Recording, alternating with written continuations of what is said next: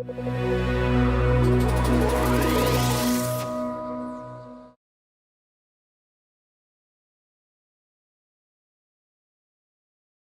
everyone to this third in our legal debate series.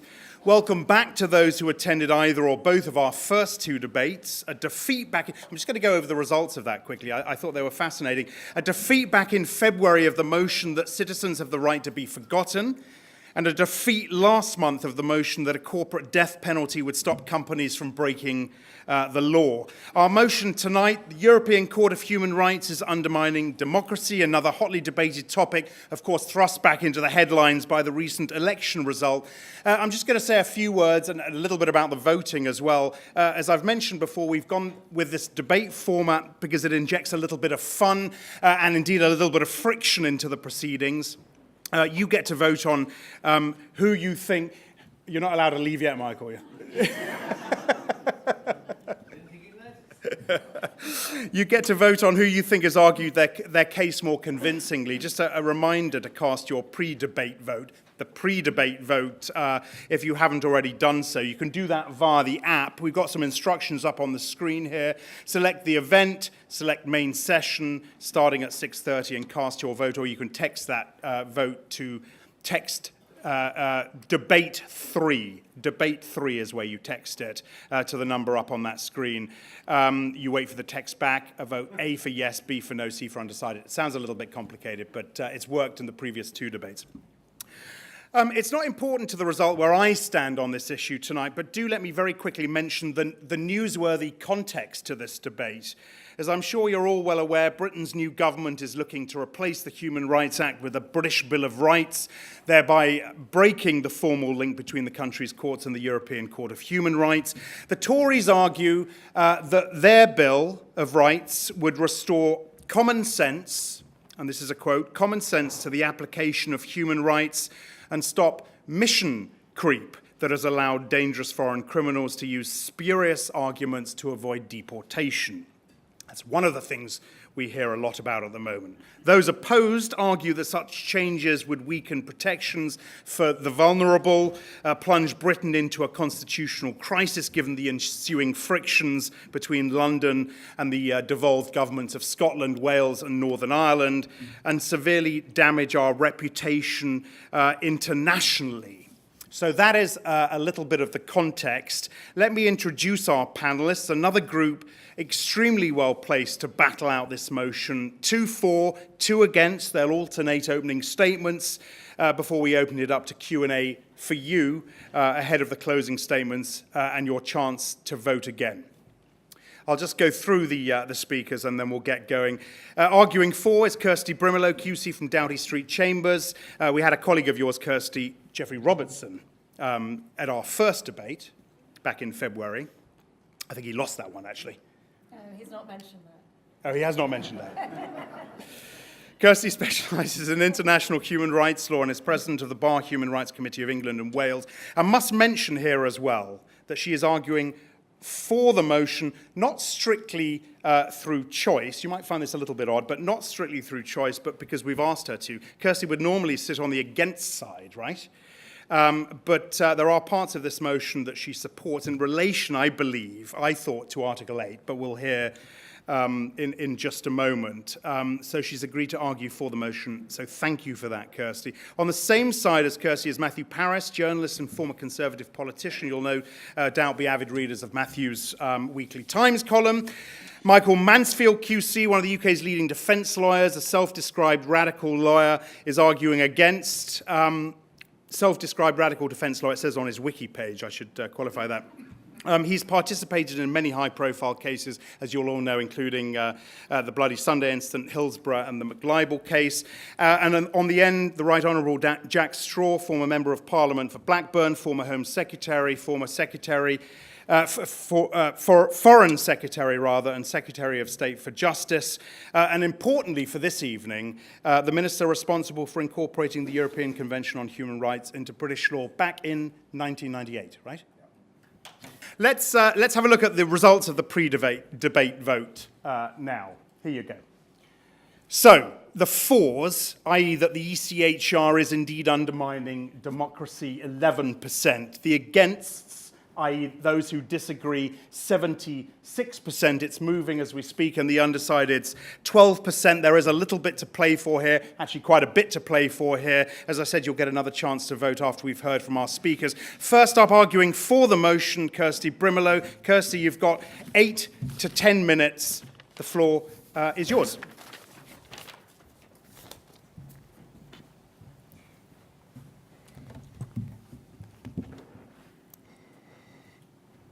Right, now, ignore everything that's just been said in the introduction. We are going to win this debate, and we are going to convince you that, in fact, the motion is one you should be voting for. Now, one of my favourite quotes of Cicero is, "How invincible is justice if it be well spoken." Now, you're going to hear fine words from those urging you to vote against, but I'm not going to romance you this evening. It's not one of those nights. I'm saying to you now, even though you might have had a glass of wine and all feeling slightly fuzzy, it is going to be hard facts that you are dealing with, and that's going to persuade you, using your heads and your intellect, to vote for the motion. Look at the motion. If you substitute lessening power of for undermine, so if you do that, it means the same thing, and think of democracies such as Russia, as well as the UK, and then you really already should be pushing to change your vote. The current Euro hysteria as well is not new, so you shouldn't be moved by that, and moved by, no doubt, Jack Straw talking about the Human Rights Act and his part in it, because that is not about party politics. And in fact, the Conservatives were originally the drafters as well, which I will come on to. Now, Euro hysteria, Lord Denning, back in 1973, said, "When we come to matters with a European element, the treaty is like an incoming tide. It flows into estuaries and up the rivers. It cannot be held back. Parliament has decreed that the treaty is henceforward to be part of our law. It is equal in force to any statute." So this was just at the time when the UK joined what then was the common market. So the fear of Europe invading everywhere is not something that is new. It goes back over 40 years. But moving on from the economics of things to the legal side, the courts.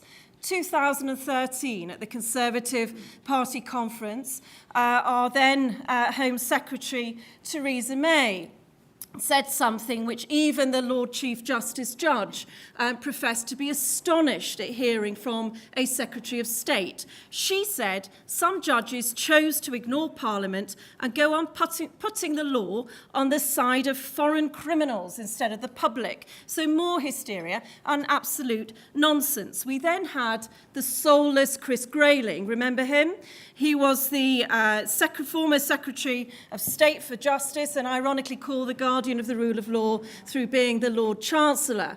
Now, he said that in his launch of this awful British Bill of Rights, terribly drafted, that our courts too now treat the convention and the interpretation of it in Strasbourg as sacrosanct, a near constitutional reference point for what they do, with Parliament having no say. Now, those who have any idea about the Human Rights Act here will know that that is complete garbage. Section 3.1 of the Human Rights Act is clear and unambiguous.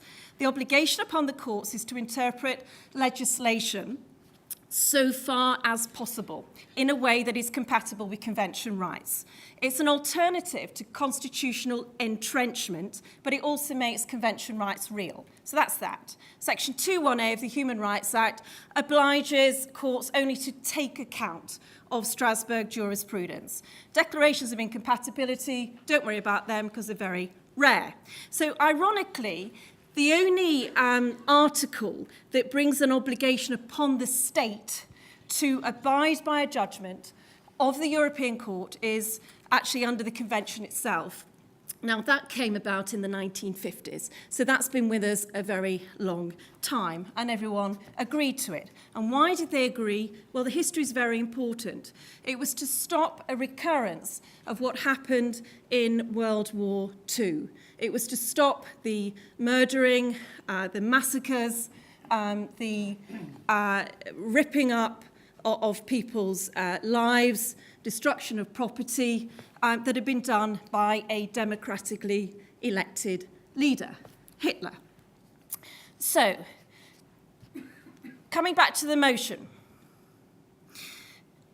if it was phrased in this way, do those in other institutions outside Parliament, including the European Court and domestic courts, undermine parliamentary power? Your answer is yes. But I'm not going to get away from the motion. Does this mean undermining democracy? Well, what is democracy?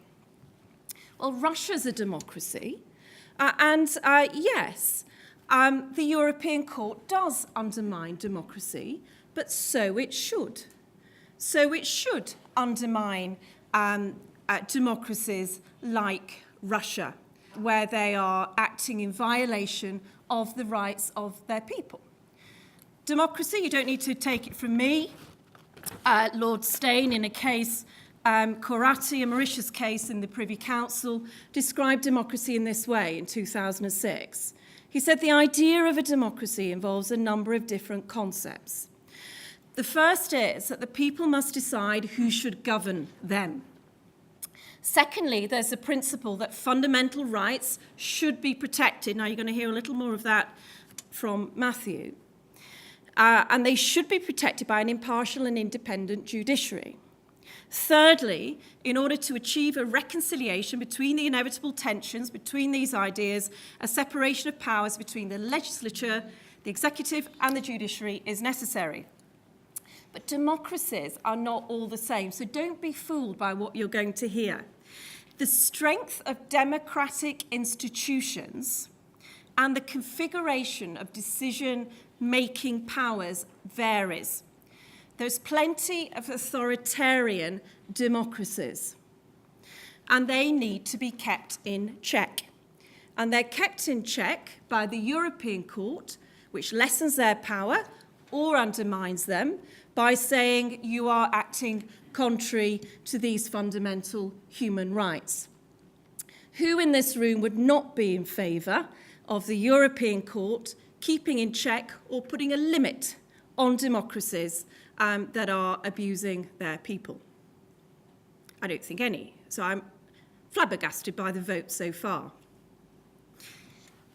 But let me just flesh it out a little more, so you can see what I'm saying. So again, I'm giving you hard facts. If a democratic assembly passes laws in a way that violates fundamental rights, then the courts will step in, or they should step in, if they're doing their jobs properly and they are independent and impartial. If they're not stepping in, then you might have an issue there. And again, the European Court can step in, undermining the democracy, if you put it as that's part of that definition. You've got about a minute. So, a minute. See, that's a complete limitation on my freedom of expression, although it is a qualified right. So I'm going to finish here in my last minute. Human rights comes out of the World War II. The European Convention comes out of the failure of the UN. 50 years on from the UN Universal Declaration, Mary Robinson said that the failure of implementation was on a scale that shames us all. So the European Convention picked up the dropped human rights baton. We then had the Human Rights Act, which was the European Convention, which was drafted by Conservatives supported by Winston Churchill. We then had the Human Rights Act bringing rights home to the UK, so lots of lawyers didn't have to go off to Strasbourg. And so the motion, and the mischief of this motion, is it's inspired by the tension between judiciary and legislature and the executive, the competing claims there, and this is nothing new. So finally, does this mean that we should then drown in words that you're going to hear predominantly from politicians, I'm afraid, and some journalists who don't know what they're writing about, none here tonight, who lose faith. Should we then lose faith in democracy and lash out at a so-called foreign court? Or should we not actually be saying we should be proud here, bold and confident to vote yes, we need check with human rights on democracies, and the answer to this, now I'm being finally restricted and cut off, is a very obvious yes. Michael Mansfield arguing against is up, yeah. I'm getting confused with all of this now because Kirsty switched on. Arguing against Michael Mansfield, 8 to 10 minutes starts now. Right. Well, I wasn't quite sure, don't know about you, about which way Kirsty was blowing in the wind here. Because her true position came out on a number of occasions where she was saying precisely what I want to put to you tonight. I'm addressing the motion. Now, the motion concerns the European Court undermining democracy. And what I want to do is shift the paradigm a bit, because the European Court is not undermining democracy. What it is attempting to do is a very obvious one, and it's had that role from the beginning. And it's a democratic role, that's the point. There is, as it were, a point in time in which the democracies that we have in mind, democracy that we have in mind, has to be underpinned by human rights. And of course, democracy can mean a number of different things, and Adolf had one view, and lots of other people use democracy as a way to get away with murder. I just want to quote something from yesterday. It was a journalist, I'm afraid, that wrote it, but I have great respect for what gets written in the end in the papers. And this wasn't, I want to just pause after I've read it to you to see if you know who actually said all this, because I think the threat to democracy, democracy underpinned with human rights, actually doesn't come from the court. And this is what was written yesterday. Democracy is in crisis. Well, I think it is. Not because of the European Court, but for some of the reasons that are in this quotation. It seems to serve the people no longer, but rather vested interests. And it goes on. The more money you have, the more government pays attention to your concerns. Our democracies are increasingly captured by a ruling class that seeks to perpetuate privilege. Now, it's rather interesting, obviously, to be saying this in the heart of the city. I'm not afraid to say it. I happen to say, and that's not from me. Some people out there might think, oh, he made that up. Well, I didn't, actually. It was a quotation from one of Mr. Cameron's closest advisors in the 2010 election. And it provides me with a basis for saying, and in fact we had a discussion before we came in here, that the democratic system that we have is seriously under the microscope at the moment, given the way the votes went and who got represented and who didn't. I don't want to get into whether we have a representational democracy or not, but the threat to democracy, as I say, doesn't come from the court. It comes from lots of other vested interests, which at the end of the day govern the way we live our lives. So I leave that to one side and come back to the court. One or two points which I suggest when you're thinking about voting about, and I know Jack will deal perhaps with the origins and the Second World War. This was not, the convention itself wasn't born out of non-democracies. It was born out of democracies saying, not that every democracy will be the same, but that it should have a basic threshold. A threshold which understands common values and principles, which you all adhere to, Kirsty adheres to. It's extremely important that those values are maintained, not in concrete slabs. Some people seem to think that the Human Rights Act well, the convention which led to the Human Rights Act, somehow isn't a living instrument. It is a living instrument. Those who drafted it, including those who were, at the time, conservative politicians, including Winston Churchill, who obviously had an interest in it, they weren't thinking about setting it in stone so it would never change. They were thinking about something rather, and I brought the convention, and I'm sure those of you are familiar with it. I just want to, if we're going to deal with human rights, you need to know what it is they were saying then and now, and why it matters. For example, Article 3, which is an absolute prohibition on torture. No one shall be subjected to torture or inhuman or degrading treatment or punishment. Now, that is very important. Then it was, and now it is. One of the first cases involved the United Kingdom. It involved the United Kingdom in its performance in Northern Ireland. The use of various techniques, which was white noise, stress conditions, and so on. You see, some of the judges think that this convention was brought into force with the court for the others. But actually, it applies just as much to the United Kingdom as it applies elsewhere. It's not undermining our democracy because a court says you have to abide by certain principles. Now, there's no point in having the convention if you cherry pick. That's an obvious thing.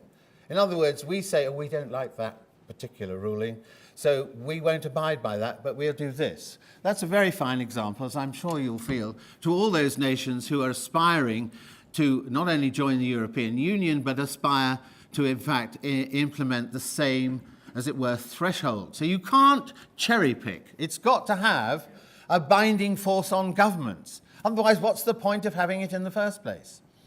And let me just continue with this, because, of course, bringing it up to date, waterboarding. Oh, yes. That's why I call him Speedy Gonzales, you know, the American Attorney General, who was saying about these provisions, they're all very antiquated. That's the word he used, antiquated. Because why? They wanted to get around it. They're a democracy, or you know that they obviously aspire to be that.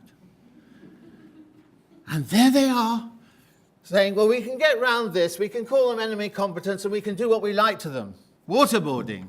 It's an issue now because there are those out there, believe you me, who will say, in the light of national security and in the light of the threat that's being posed, we should be able to use whatever we wish. Sorry, I disagree. If we're living in a civilized society, we do not need to, as it were, downgrade what we do and become like those who threaten us. So these articles were meant not just to be stagnant in 1950, but also to, as it were, expand and live. And of course, the people who drafted it were Democrats. The judges are elected by Democrats. The Council of Europe and the Parliamentary Assembly is peopled by parliamentarians.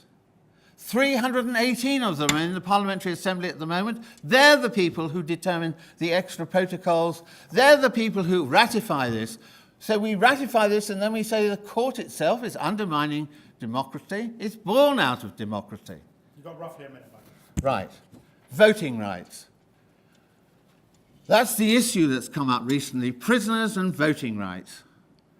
Now, right at the core of the protocol that is attached to the convention is the fact that voting, couldn't be more essential, could it, to democracy than voting, is Article 3, the right to free elections. What the European Court said, not undermining democracy, it didn't say to the British government, you can't disenfranchise. That's a pretty serious move, as you will agree. What it's saying is a perfectly reasonable, if you like, democratic argument. You don't want a government that's going to legislate for torture, legislate for ankle irons, legislate. No, you don't want a government that goes out that way. You want a government that has regard to specificity, proportionality. And that's all the European Court was saying. You have to consider whether it is right that there's a blanket ban on all prisoners, whatever they're locked up for however long they're locked up, not getting the vote.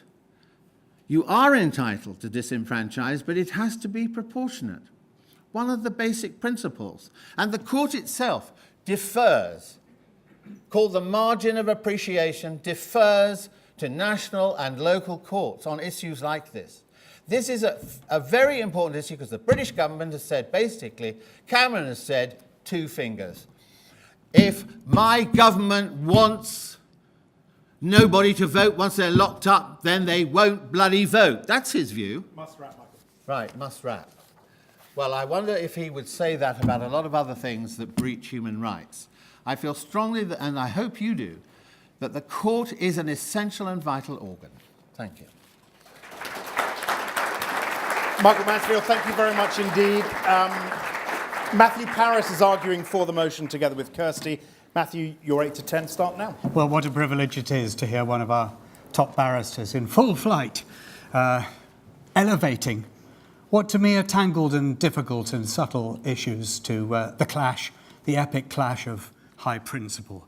I don't want to be tedious, but if we proposers of the motion want to win on points, we can dispatch the opposition right away. All treaties and conventions undermine democracy. They're supposed to. Membership of NATO undermines democracy. The Treaty of Rome undermines democracy. The rule of law undermines democracy.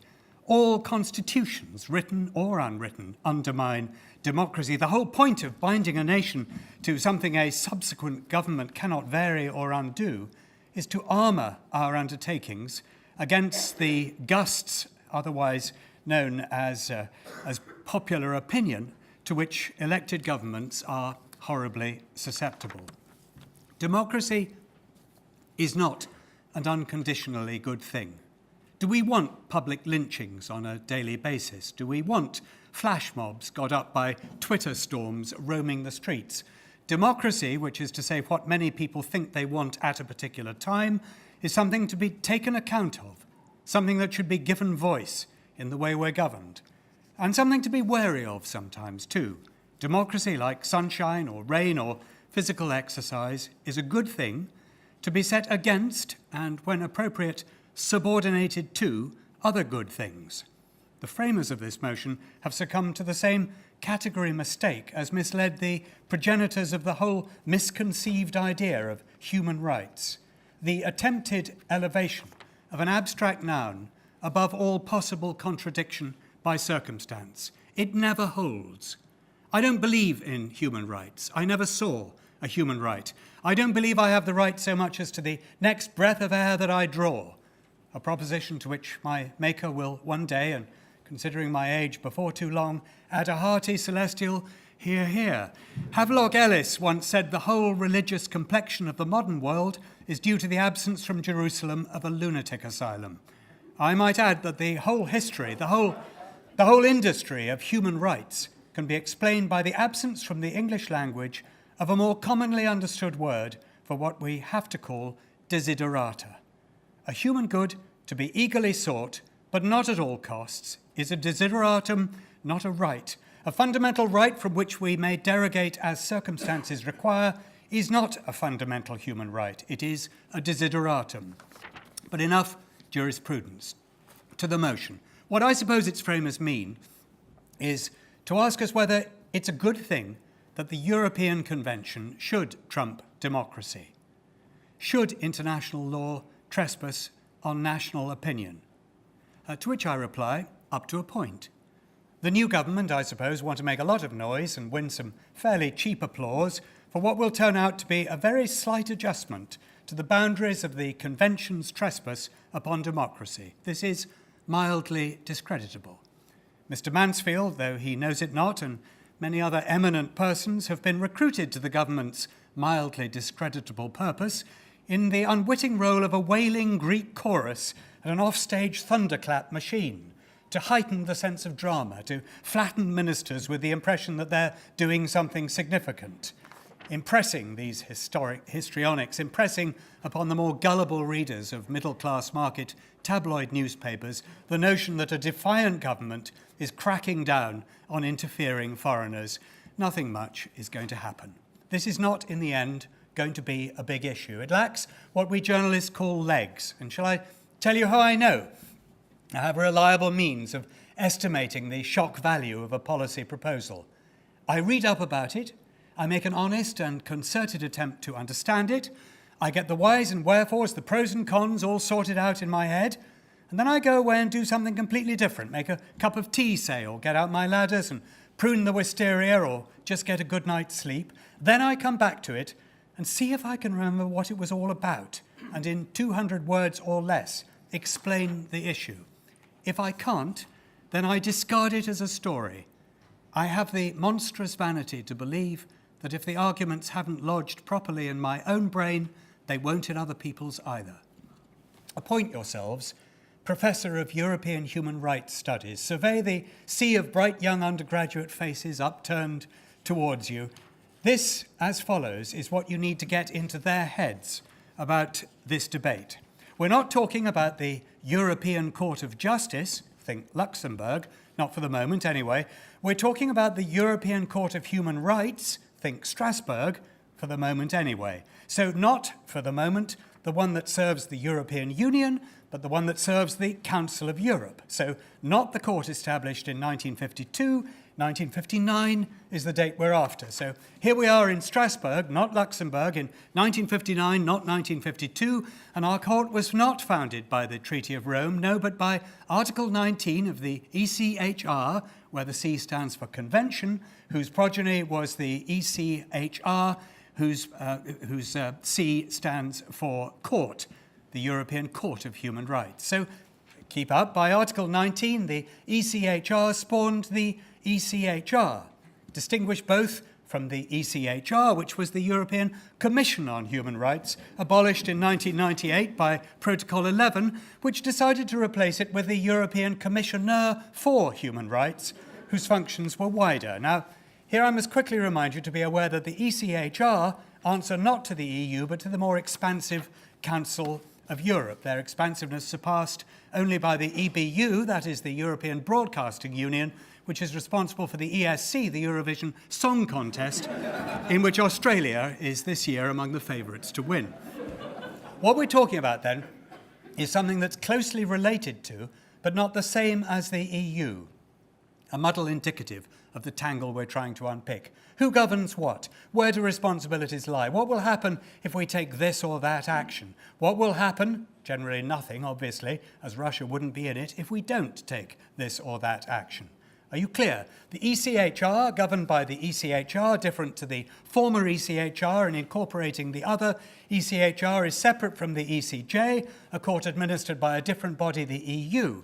I've just temporarily forgotten how and why the ECJ is distinguished from the ECHR, but I do remember that this isn't what we're talking about. Remember, this isn't about the ECJ, whatever that is. Mainly, we're talking about the Human Rights Act. I am not unusually stupid. I did once obtain a first-class degree in law at Cambridge, but honestly, I'm lost. I knew it earlier this afternoon when my assistant explained it all to me, but by the time I'd mastered it, he'd forgotten it. We only both knew it simultaneously during a brief overlap for 10 minutes from 5 p.m. Then I forgot it too while he went off to reacquaint himself with it. You've got about a minute. I glimpse through the blowing fog, two shafts of light, two beams illuminate our way here, I think, two truths. First, we in the media had better abandon this whole story as mission impossible. And secondly, that the government should and will abolish one acronym and declare victory. Bad countries will carry on disregarding human rights anyway, as they always have, and the Earth will continue in its orbit. Representing the journalists tonight, Matthew Paris. Right. Thank you very much indeed, Matthew. Finally, arguing against the motion tonight is Jack Straw. Your 8 to 10 starts now. Thank you. When the Second World War ended, there was no historical rule guaranteeing that the democratic values of the Allies on the Western Front would become norms of behaviour for states across the continent of Europe. Indeed, the trend of history suggested the opposite. And for all the fine aspirations of the victors at the end of the First World War, the punitive peace terms imposed on the vanquished led in part directly to dictatorship and the Second War. And on top of this, there was the determination of one of the victors against fascism, the Soviet Union, to impose in Eastern Europe not democracy, but a dictatorship of the proletariat. The fact that 70 years on, democracy has not only become the norm across most of Europe, but the universal yardstick against which good governance is measured across the world, has not therefore been accidental, far from it. Many factors have contributed to this outcome, but without doubt, the establishment of the Council of Europe and under its aegis, the Convention, the European Convention on Human Rights, has been of fundamental importance to the achievement of that end.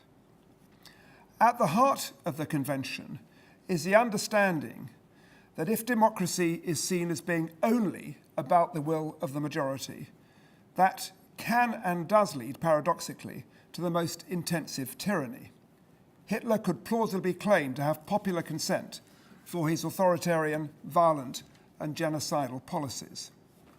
So rather, as the Convention correctly spells out, and in contrast to what Matthew was trying to persuade you, a functioning democracy has not only to secure respect and legislative dominance for the majority, but crucially, must also protect the rights of minorities and the rights of individuals, even if those minorities or individuals engage in actions which are themselves violent, depraved, and anti-democratic.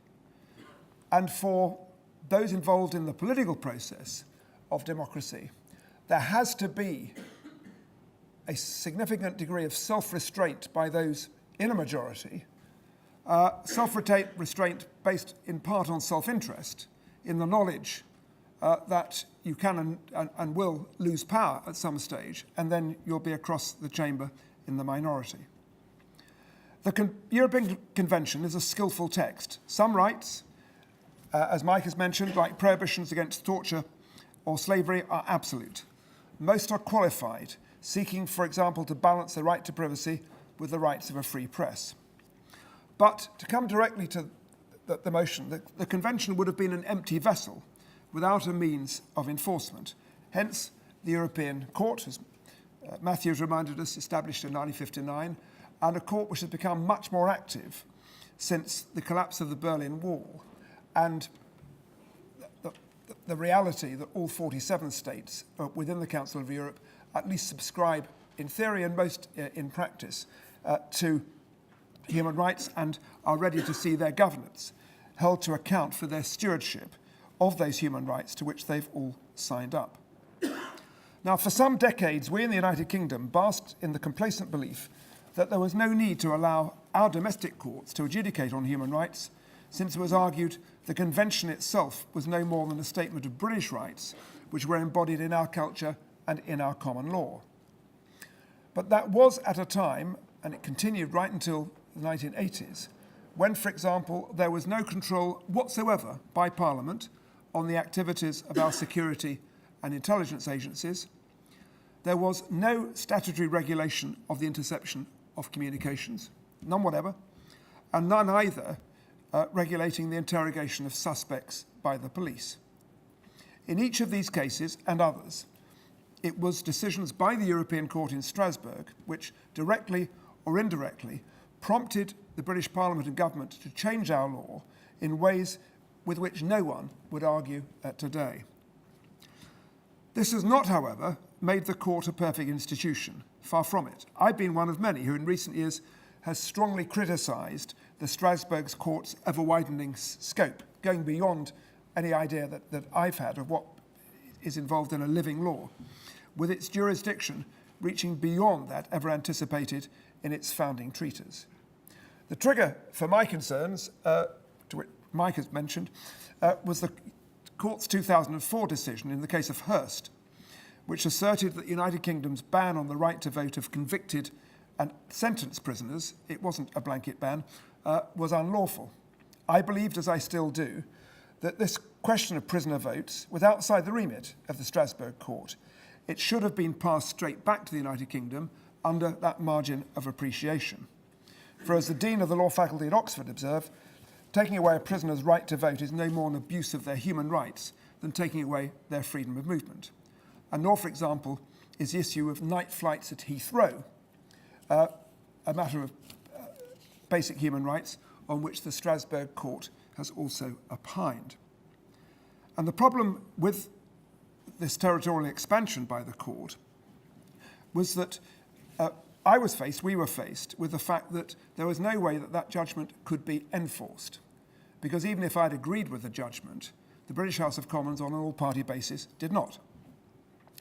And this is in contrast to the fact that government and parliament here has long accepted that where the Strasbourg court has handed down judgments well within the competencies to which we'd all signed up on basic human rights, the prohibition against arbitrary arrest, against torture, against the right to a fair trial, and the deportation of terrorist suspects as well, where there is a real risk that they could be tortured or killed when they arrived at their country of origin, then we should respect the court's decision and, if necessary, amend our own domestic law. But the issue of prisoner votes was different and in many ways became totemic of a kind of unacceptable, as I've described it, territorial extension by the court. And for that reason, I and a number of other senior figures in the Commons took a stand against it. And the problem that with which we were arguing, and we argued with judges in the court in Strasbourg, was that they were trying to set themselves up as a Supreme Court for Europe, but without the democratic override, which is a feature of all Supreme Courts in democratic nation states, the USA included. So why am I opposing this motion rather than supporting it? I'm trying to have time to make this point. First, not least because as a result of the House of Commons digging in on the issue of prisoner votes, the Strasbourg court has now in practice backed off on this and other matters where they were extending their jurisdiction.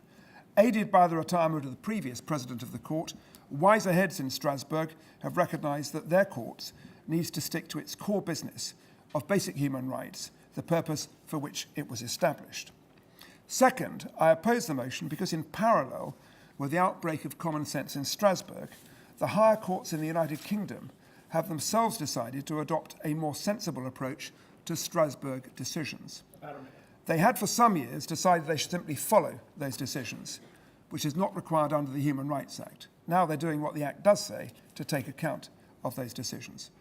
But the third reason is that now that Strasbourg is reforming itself, I face a binary choice, whether to believe or not that this court is undermining democracy. And I don't believe it. It does need further reform. But overall, I believe that the Council of Europe, the Convention and the court, taken together, have unquestionably been a force for good, and almost against the odds have helped nurture and sustain the democratic ideal across most of a continent whose leitmotif in previous times was to prefer the killing fields to the vote. Thank you very much.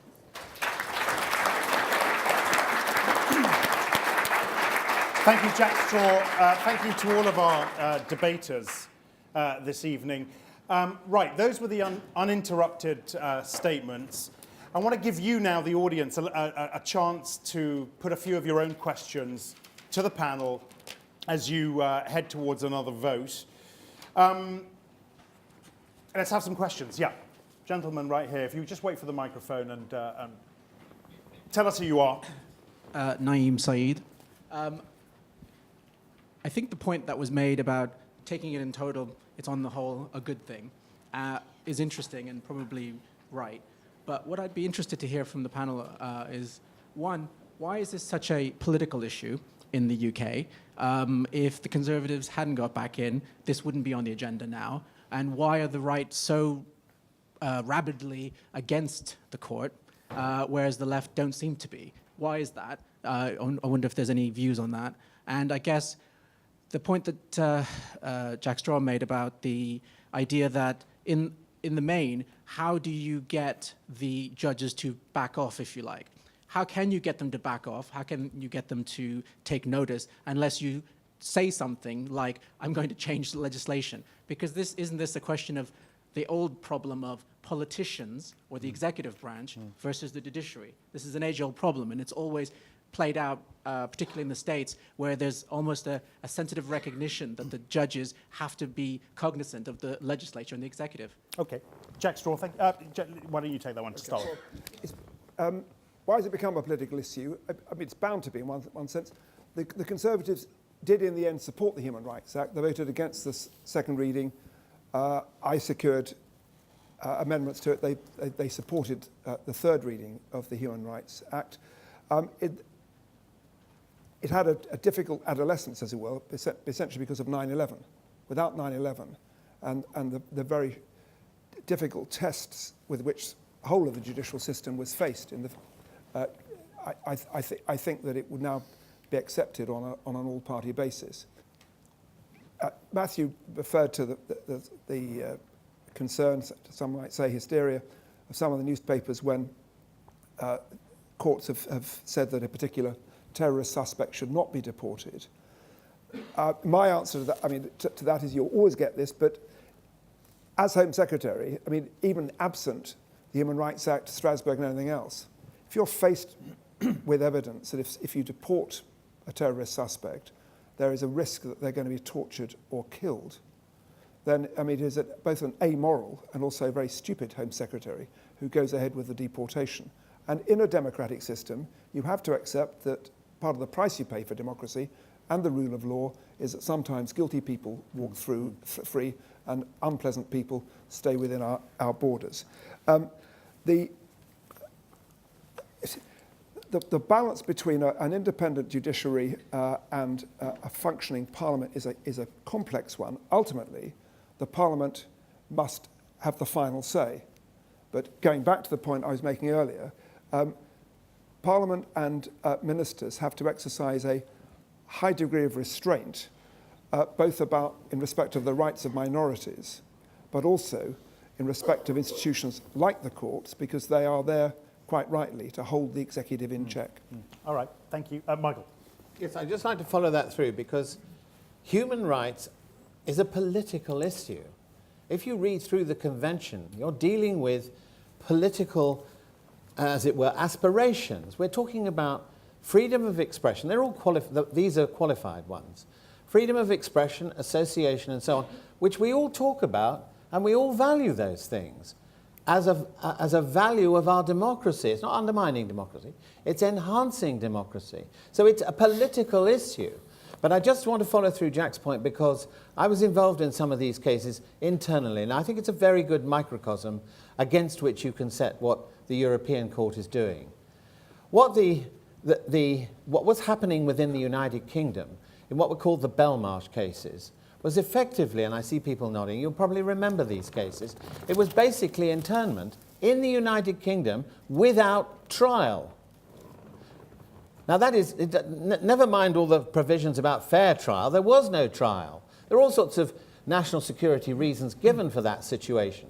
And it took British courts to begin to step in, and that's when the politicians got shirty about the whole matter, because they thought they govern, they have the power, and therefore if they say people can be locked up, they can be.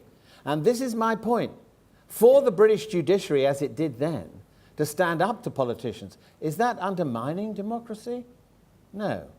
What they were doing is no more than the European Court is doing, is saying, excuse me, those of you who wield power, just remember what the basic values are, and whatever else you do, you cannot drop below the threshold. And that those who are anxious for power, left and right, I don't restrict criticism of the court to the right. There are those on the left who also do. So it's a mistake to categorize it in that way. But I think it's a political issue we have to face. Okay, thank you, Michael. Yeah, hold on one second. Kirsty, did you want to say something about that? Just very briefly, I think the language of human rights could do with being reclaimed, because it's become quite distorted by being misused. For example, health and safety cases you can see all the time. If someone protests, just a sort of normal person going around protests about something, oh, it's human rights, this is the reason it's human rights. And it's nothing usually to do with human rights. And so people have become very sick of it. And so because of that, it's become politicised. So I don't agree it's always been political. The meaning's been distorted. I work a lot outside the UK in other jurisdictions, and from those looking in, they see human rights back in its pure form as something which is very valuable, the right to life, because they don't have the luxury that happens here of complaining when there is overreaching by the European Court, that they're more fundamentally actually trying to get out of unlawful detention or trying to find the loved ones who've disappeared or find out what's happened to those who've been massacred. So I think that's one reason. It's become an easy political football, and I think that's very sad. Okay, thank you, Kirsty. We had a question there, and then we'll come to your question. Yeah.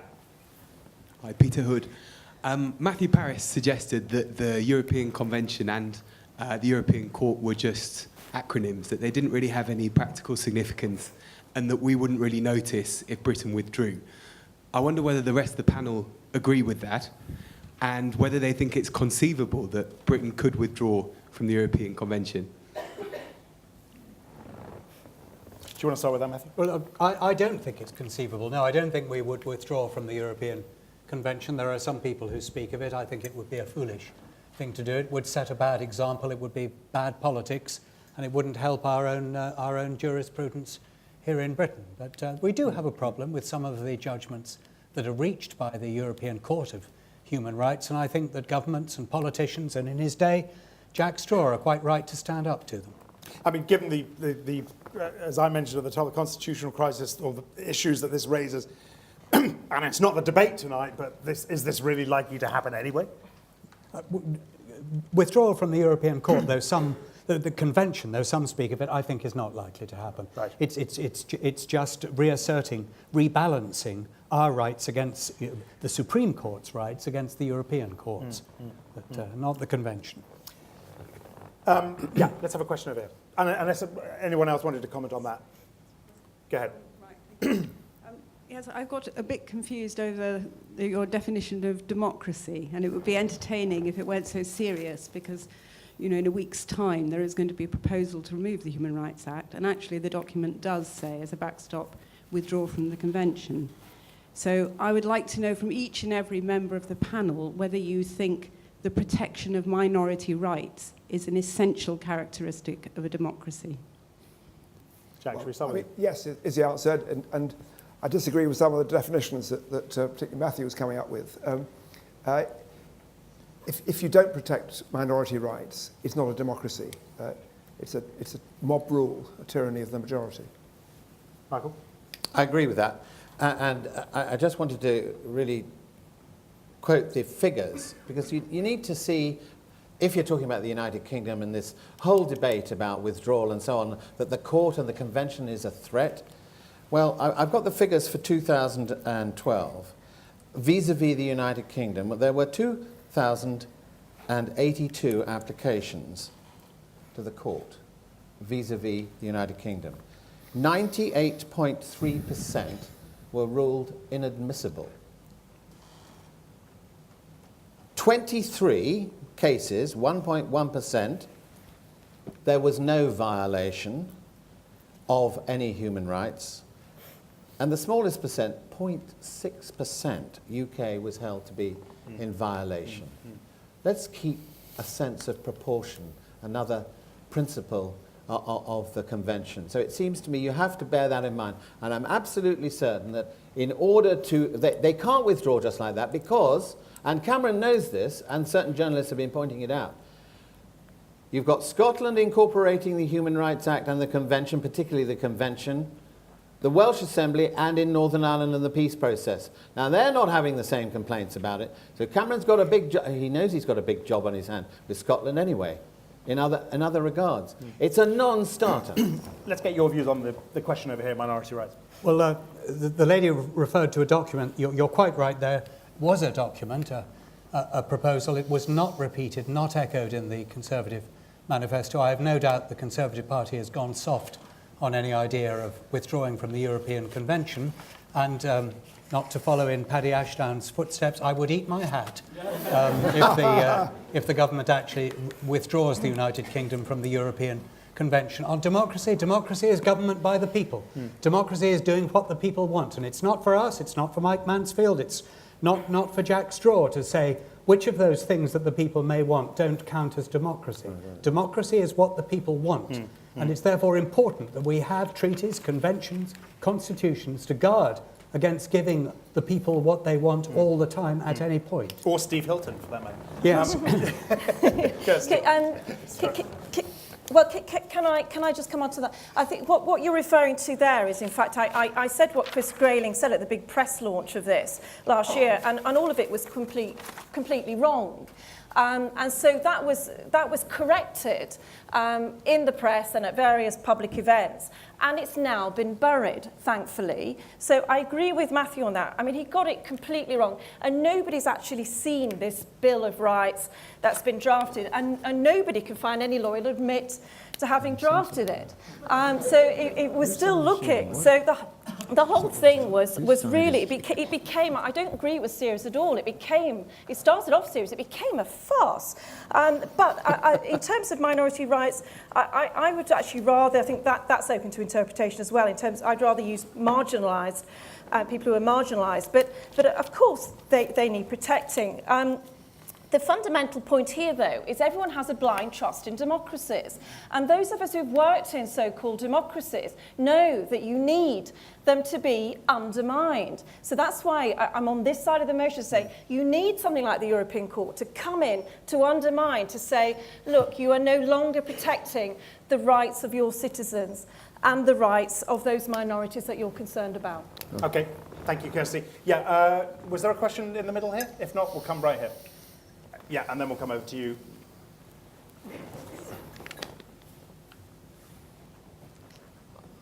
I was very interested to follow Kirsty's take in this whole thing, that we need to undermine democracy. And I was somewhat surprised, but I think it's relevant. And I wonder, and my question is, although it should come with a comment, my question is whether the whole debate is wrong to phrase it around democracy. Perhaps we should be talking about liberalism and liberties. Yeah. Because as was said, as Patrick, Matthew said, democracy, and if I can bring the Greek definition in this, is the kratos, the rule of the people, of the demos, demokratia, right? But that's not enough. Greek democracy, which was a direct democracy, Athenian democracy, was not liberal. Okay. Is it? So the question is about human rights. And in fact, elsewhere, they're not known as human rights. They are known as the rights of the individual. Ατομικά δικαιώματα, the rights of the individual. One individual can be as powerful as any majority and resist that majority. Is it the wrong word, Matthew? Is democracy the wrong word? Well, no, I mean, democracy is one thing, human rights are another thing, and democracy can be antipathetic to human rights. Can I pick up both of you? Because I think there's something profoundly elitist about Kirsty's definition of democracy, which assumes that there is some kind of group of people who are above the majority, who enforce their will by some means or another to prevent mass rule. I don't define it in that way at all, Kirsty. I mean, how I define it, let me use the example of Nigeria, where against all the odds, there has been just recently a peaceful transfer of power, for the first time ever, from one party, a presidential candidate, to another. What happened there? I know the country a bit, and I simplify, but after a long period of turbulence, the mass of the people on both sides of the political divide have worked out that it's in their interests to start respecting the rights of minorities, of the people who lose as well as the people who win, because the people who win won't win forever. And so you've got a much more textured idea of democracy, which in my view has to include human rights, or it is nothing. Can I come back on Nigeria? I'm very pleased because I've worked there a lot. Nigeria is a typical democracy which was at one point being ruled by all intents and purposes by the army. Yeah, Under sure. good luck, Jonathan. So there you are, an elected people. So what I'm not saying there's an elite, a sort of weird little secret bunch of people at the top. What I'm saying is, you have people going to the ballot box, such as in Venezuela, Nigeria is another example, Zimbabwe is another example, and they are, the elections are free and fair, they're monitored, so they pass all of that, and then you get violations of fundamental rights which need protecting. Now that's a functioning democracy. However, you need some interference by the treaties in order to stop the type of destruction that happened under the democratically elected leader, Hitler. So that is why you need undermining of democracy. So placing faith in your elected representative, which is what you do, Jack. So once you're all there, everything is fine. I'm afraid history shows it doesn't work like that. Okay, Michael. Yeah, I think it's almost a casuistic distinction this between democracy and human rights. They're not two separate things. And whilst that tension goes on and you have this black and white situation, then of course you get led into some kind of political quagmire. What was happening after the Second World War, and is still happening in the Parliamentary Assembly connected to the Council of Europe, is a need to ensure that there are democratic values. Now, we may not, they were all agreed as values, democratic values. That's how they're described in the Convention. I don't want to read them all out again, but you know the ones I'm talking about. Besides, right to life is an obvious one, and the torture is an obvious one, but as you work down, you get into assembly and association and freedom of speech. These are basic values. They've all got provisos, but in the same protocol that deals with free elections, that's pretty important, isn't it, as a quality of democracy? This isn't about allowing people to, as it were, mob rule. It's about informing democracy, informing the demos about what the standards ought to be, so you get an educated, informed public, not mob rule. And in the same, sorry, one more point. In the same protocol as the right to free elections is the right to education. Now, it's easily said, but it has to be spelt out, because, as a previous Labour person once said, education, education, education. All right. Was there one? Yeah. Let's have one final quick question here, and then we'll get our summing up statements. Go ahead. No, we can't hear you. Do you want to speak a bit louder? Yeah, perfect. Is it not right that Parliament should legislate to get rid of any ambiguities in interpretations and the inequalities which Michael Mansfield and Jack Straws talked about? Because ultimately, Parliament is the democratically elected government of this country. Okay. Yes. Matthew, why don't you start with? Yes, I agree entirely with that.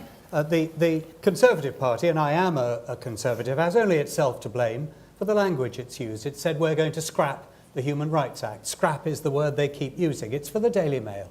And they will scrap the Human Rights Act, but they'll then replace it with another Human Rights Act, which is slightly different and gives a little more weight to decisions taken here by the Supreme Court and a little less weight to decisions taken on the other side of the Channel. And that is all that's going to happen. Anyone else on this? And the content of the Bill of Rights and Responsibilities? Well, I mean, I looked at whether, when I was Justice Secretary, whether we could have a separate British Bill of Rights and Responsibilities. You can have one, but it will be remarkably similar to the European Convention, as long as we stay within the Convention. And lady over there asked whether I anticipated that the UK would withdraw. Matthew's given the answer. It remains open to any British government and Parliament to denounce the treaty establishing the Council of Europe. We can withdraw. We have denounced treaties in the past. That is a democratic right. The thing is, it will have consequences. And happily, wiser heads in the Conservative Party have understood that if we pull out of the Council of Europe, it will significantly reduce and undermine our influence with nation states who are not properly democratic, who would love us to do something which appeared to be undemocratic. Okay, thank you. Jack. We also wouldn't need a referendum on the EU. Well, I mean, this is one thing we haven't talked about, how much this has got to do with Brexit, right? Yeah. Well, we're not going to go there tonight. No. That's for another day. Yeah. Michael. Just on the point about Parliament passing a Human Rights Act, as Jack has already said, it's going to emulate the convention in any event. There's no way round most of the ways they've spent blood and tears to get to where they got. But they drafted it in such a way that they don't have to define every single right. To give you an example, I mean, you wouldn't have expected those who drafted it, and I wouldn't expect somebody drafting the Human Rights Act, when it comes to fair trial, to map out all the precise elements of a fair trial. That would be another whole statute, of course, and there is one. So you don't put it in there, and that one of the ones that has influenced the whole of Europe came from the United Kingdom, and that is, and it may not mean very much when I just spell it out, but it's an extremely important right, and that is access to a lawyer at the point you are first interviewed by the police or the agents of the state, whoever they happen to be. Now, you don't put that in the bill or the Human Rights Act. It's subject to interpretation. Somebody's going to have to say, is that consistent with a right to a fair trial? And that's where you do get tensions, but that's where courts come in. Yeah. Okay, Michael, thank you very much indeed. Right, we're going to go to our closing statements now. Right after this, do start voting again straight away, because we're not going to have too much time. I'm going to ask you all to try and squeeze this into 60 seconds to 90 seconds. I said 2 minutes at the start, but 60 seconds to 90 seconds would be good. Same order as before. Kirsty, go ahead. Well, I'm afraid neither Mike or Jack has actually addressed the issue of what a democracy is. And they have brushed over the issue of authoritarian democracies. They haven't touched upon them. Now, the point that is a valid point that Mike makes is that, well, rights are meant to be within the democracy itself. Again, to be more precise with that, that is meant to be the fundamental rights, the absolute rights, and there's plenty of definition in relation to that. Now, Lord Sumption, in a lecture fairly recently, so one of our Supreme Court judges said that Article 8, so this is the right to privacy, family life, has been extended from its original intention in the Convention, which was to protect against state surveillance, and it was very clear, and there's been case law since then, it's very clear that was its purpose. It's been extended to cover the legal status of illegitimate children, immigration and deportation, extradition, aspects of criminal sentencing, abortion, homosexuality, assisted suicide, child abduction, the law of landlord and tenant, and a great deal else besides. So that is the problem. Now, we've already shown you that there has been, you have to have undermining of democracy, even on fundamental rights, right to life, torture, and so on. But this shows that where you have those coming in, and Jack Straw's already accepted this is the so-called mission creep, and that should be left for debate amongst Parliament. All right, Kirsty, thank you very much indeed. Michael. Yes, well, we have on this side defined democracy. So I completely deny what has just been suggested that we haven't done. We've done that, and please be listening to what we've tried to say. Jack has called it textured. I'm calling it an inherent part of the democracy that we not only fought for, but actually we attempted to establish in the 1950s with the court. In other words, there are basic values, democratic values, that we want to ensure continue here as well as elsewhere. And unlike Sumption and some of the other lords who seem to be suggesting, you know, these rights are all very well for everybody else and we need to be looking at everybody else, we need to be looking in our own backyard at the same time. So we are talking about a democracy that is enhanced by the European Court. It's not undermining it, it's making it of better value. That's what we stand for. Thank you, Michael. Matthew. Democracy means the will of the people. The people sometimes get it wrong, the people get excited, the people get overheated. We need institutions, we need conventions to give a little stability to the whole thing, sometimes to give pause to thought. We have the European Convention on Human Rights. It's an excellent thing. Britain was involved in its establishment. We must maintain it, we must respect it. The only question is who interprets it. At the moment, our Supreme Court interprets it, and the European Court of Human Rights interpret it. The present government plan to give a little more weight to our Supreme Court and a little less weight to the European Court of Human Rights. I think that's a sensible thing, but it's no big thing. Thank you, Matthew. And to finish up with Jack Straw. Yeah. There are plenty of criticisms that one can make of the European Court in Strasbourg, and I've made some of them. But the question before this chamber here tonight is whether the European Court has or has not undermined our democracy. And the way I ask you to think about it as you come to vote is your life, is our life, better or worse for the fact that the European Court in Strasbourg exists and we have mechanisms for enforcing its judgment? I believe that it's made the quality of our lives, of our society, of how we treat our neighbours better. It's improved the functioning of our democracy. And for those reasons, this motion ought to be defeated. Thank you. Thank you very much indeed. Right, start voting, please, now, because we haven't got much time.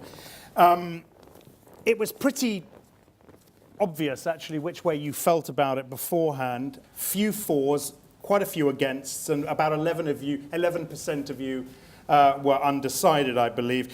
While you're voting, and before we head out and grab a drink and something else to eat, I did want to mention that we've got one final debate in our series of 4, the 30th of June, focusing on the future of law. We'll keep all of you and all of the attendees updated on the whole series via email, so you won't miss out on that.